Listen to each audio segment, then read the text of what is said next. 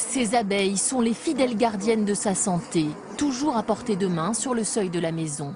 Marie Spioche puise dans sa ruche comme dans une armoire à pharmacie. L'acupuncture par les abeilles a vaincu sa sclérose en plaques.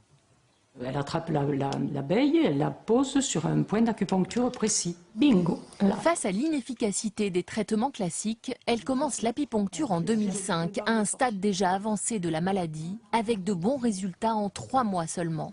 J'avais une forme de sclérose en plaques particulièrement douloureuse. Et les douleurs ont cessé progressivement à 100%, mais vraiment à 100%.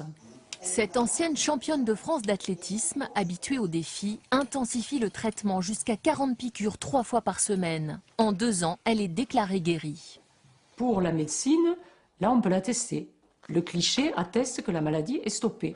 Ce médecin a troqué ce jour-là sa blouse blanche pour la combinaison de l'apiculteur. Chez le docteur Touroud, les abeilles jouent les infirmières. C'est absolument pas dangereux dans la mesure où on n'est pas allergique. C'est pourquoi c'est important d'avoir fait un test d'allergie avant toute chose.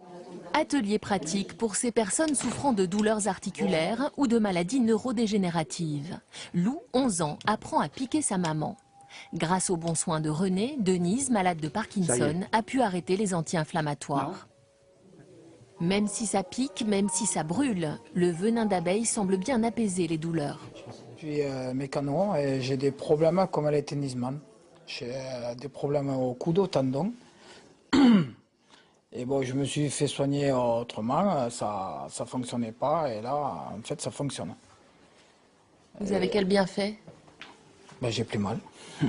Il y en a 14. Pour Marie, fini les béquilles et le déambulateur. Elle a même repris la randonnée. C'est tous les jours que nous faisons entre 10 et 13 km. Et c'est super, voilà.